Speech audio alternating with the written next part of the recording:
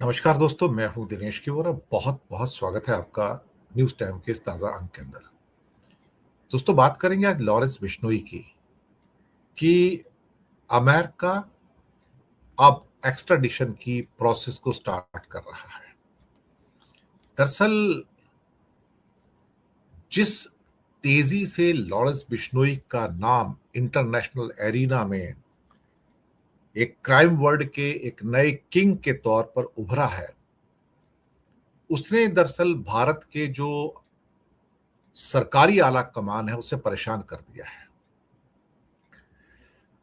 दरअसल भारत की एस्टेब्लिशमेंट थोड़ा चुपचाप काम करने में, विदेशों के मामले में थोड़ी आदतन उसको कि पीछे पीछे रह के, पर्दे के पीछे रह के काम किया जाए। मोसाद और सीआईए की तरह नहीं कि सामने निकल के मार दिया और क्लेम किया हाँ हमने मारा है। हम अपनी मिसाल देते रहते हैं बैठ के, हमारी मोदी सरकार मिसाल देती है कि हमारी सरकार ऐसी नहीं है, हम तो एथिकल मीन्स के थ्रू जाते हैं, लीगल मीन्स के थ्रू जाते हैं। हम इस किस्म के काम ही नहीं करते कि हम भारत के दुश्मनों को फॉरेन में जाके उनको उनका कत्ल कर दें। हम तो बुद्ध का देश है, महावीर का देश है, राम का देश है, नानक का देश है। बड़े बड़े उपदेश दिए जाते हैं, लेकिन सबको पता है कि पर्दे के पीछे क्या हो रहा है। सबको पता है कि निज्जर की हत्या कैसे हुई।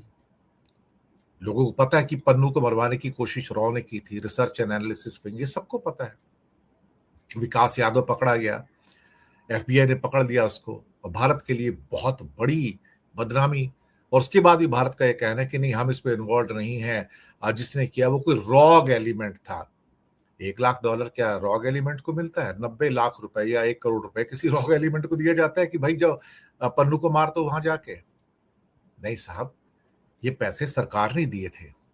$1 लाख मतलब 1 करोड़ रुपए ये सरकार के द्वारा ही दिए गए थे रॉ को कि जाओ भैया इनको एलिमिनेट करो, ये भारत के दुश्मन है।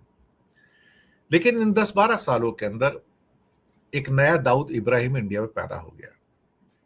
भारत में गैंग लॉर्ड्स की हिस्ट्री काफी पुरानी है। पुराने जमाने में हाजी मस्तान हुआ करता था, काफी दबदबा था। और सुनने में तो यही आता कि दीवार पिक्चर तो देखा जाए तो हाजी मस्तान के ऊपर ही बनी थी। उसके बाद दाऊद इब्राहिम का, इकबाल मिर्ची और बहुत सारे ऐसे लोग आए जो दुनिया भर में भारत के भी होकर वो एक गैंग लॉर्ड बन गए, बड़े बड़े। हालांकि इंडिया में गैंग लॉर्ड हर जगह थे। सूर्यदेव नारायण सिंह हमारे कोल माफिया माना जाता था। ऐसे बहुत सारे लोग हैं, लेकिन इंटरनेशनली ये सब लोग जो थे, दाऊद इब्राहिम वगैरह, और ये सब फेमस हुए। और फिर इसके बाद एक और सितारा उभरता है जिसका नाम होता है लॉरेंस बिश्नोई। 2015 से जेल में है और 2023 से सबसे सिक्योर्ड साबरमती जेल गुजरात में है, 24 आवर सर्वेलेंस में। और उसको उस सेल में रखा गया है जिसे एक किस्म से कंडेम सेल कहा जाता है, आइसोलेशन में। वो किसी से मिल नहीं सकता, वहां पर किसी और कैदी से उसकी मुलाकात नहीं हो सकती। और 24 घंटे उसके ऊपर पहरा रहता है और 6-6, 8-8, 10-10 सीसीटीवी कैमरा उसके ऊपर लगे हुए हैं। तो एक एक सेकंड उसका सरकार के द्वारा ट्रैक किया जाता है। उसके बाद भारत के गृह मंत्रालय यानी कि अमित शाह ने यह आदेश पास करवा दिया कि हिंदुस्तान की किसी भी प्रदेश की पुलिस उसे इन्वेस्टिगेट नहीं कर सकती। उसके लिए स्पेशल परमिशन चाहिए होगी गृह मंत्रालय की। यानी कि सारी की सारी स्टेट गवर्नमेंट से कह दिया गया कि हिम्मत मत करना कि तुम लॉरेंस बिश्नोई को पकड़ोगे या उसको इंटेरोगेट करोगे। लॉरेंस बिश्नोई दामाद बन गया सरकार का, साहब, दामाद। और उसके बाद इसका रुतबा बढ़ता चला गया। और इन सालों के अंदर, खासतौर से सॉलिटरी कन्फाइनमेंट में जब यहां पर था, ये 2023 से साबरमती जेल में, तो यहां से तो उसका रुतबा ऐसा हो गया कि साहब जैसे पाला हुआ दामाद होता है। उसके पास सब कुछ था। उसके पास लैपटॉप्स थे, उसके पास मोबाइल फोन्स थे, उसके पास कम्युनिकेशन के बड़े गैजेट्स थे।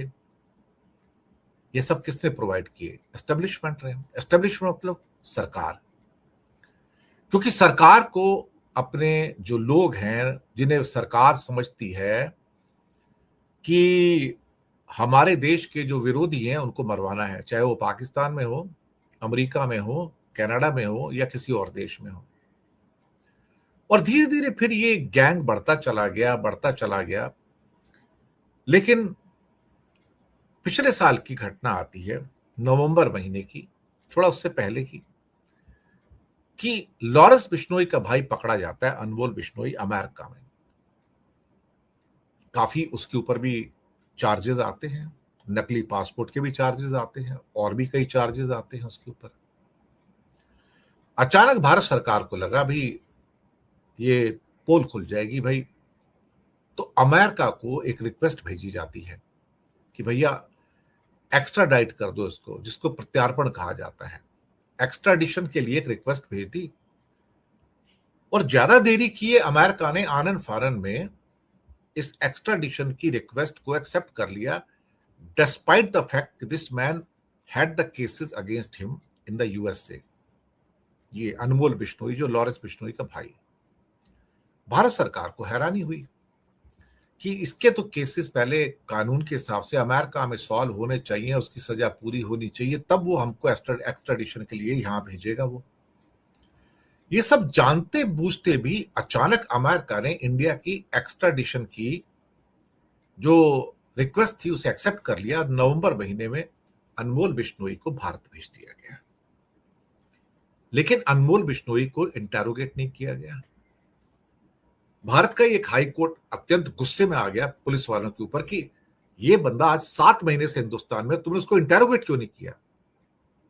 क्योंकि इसको परमिशन नहीं है ना ऊपर से कि इसको इंटेरोगेट किया जाए। पोल खुलेगी, राज खुलेंगे ना साहब। ये मसला तो सबके सामने था। दरअसल क्या कहते हैं ना कि कभी कभी ऐसा होता है ना कि कोई व्यक्ति जाता जाता है ना, अपनी जेब से ना एक 100 का नोट गिरा देता है सामने किसी के सामने। कहता है यार 100 का नोट पड़ा है। वो नीचे झुकता है तो पता लगता है पीछे से उसका बटुआ साफ हो जाता है, वॉलेट साफ हो जाता है 100 के नोट के चक्कर में। पुरानी फिल्मों में ऐसी ट्रिक दिखाते थे। हुआ कुछ नहीं है साहब। अमेरिका ने 100 का नोट गिराया, भारत ने लपक लिया, अनमोल बिश्नोई यहां आ गया।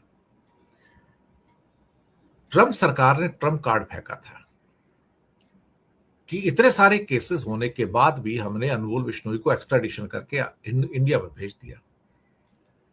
अब एफबीआई के सारे छापे पड़ गए 10 देशों में, 35 से ज्यादा लोग गिरफ्तार हो गए। इंटरनेशनल गैंगस्टर के रूप में लॉरेंस बिश्नोई का नाम आता है और निज्जर की हत्याकांड में की लॉरेंस बिश्नोई ने निज्जर का हत्याकांड करवाया। ये बात प्रूव होगी।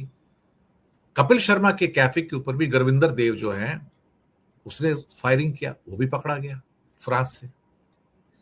तो करीब करीब 25 लोग तो गए ना, पकड़े गए। 10 लोग अभी आने बाकी हैं। और उसमें किंग पिन के नाम के रूप में एफबीआई के सील्ड कवर के अंदर सबसे ऊपर नाम आता है लॉरेंस बिश्नोई का। अब उन्होंने ये साहब FBI, federal bureau of investigation, अब उन्होंने अदालत में कहा कि अब प्रोसेस स्टार्ट कर रहे हैं। इंडिया को लॉरेंस बिश्नोई को यहां भेजना चाहिए। He is a international gangster. He is robbing our people. He is threatening Americans, Canadians, French, British and many other nations जो हमारे अलाई हैं, वेस्टर्न नेशंस। और इसका जुए के अड्डे हैं, ड्रग्स के अड्डे हैं, वेपन के अड्डे हैं, विमेन ट्रैफिकिंग है, प्रोस्टिट्यूशन है, क्या नहीं है इसका, ये सब कुछ करता है। तो अमेरिका इसको सजा देगा। कमाल की बात तो यह है कि इंडिया में 10 साल से ज्यादा से ये जेल में है और उसके खिलाफ कोई सुनवाई नहीं है किसी कोर्ट में, क्योंकि सुनवाई करने की इजाजत ही नहीं है ऊपर से। भारत को अब कोलंबिया और मैक्सिको के साथ में रख दिया गया। जैसे वहां कोलंबिया कार्टल है, मैक्सिको कार्टल है, यानी कि जो गैंगस्टर्स होते हैं ना, जो गैंग लॉर्ड्स होते हैं, माफिया जिसको कहते हैं, कि वो माफिया की सरकारें वहां आती हैं। इंडिया उसी कैटेगरी में आ गया साहब। टाइम्स ऑफ इंडिया ने लिखा, फिर हिंदुस्तान टाइम्स ने अगले दिन लिखा, the brand image of India is badly dented by Bishnoi gang as India is slowly emerging as a centre of gang lords like Lawrence Bishnoi, who is a international crime syndicate run करता है drug का, weapon का, money laundering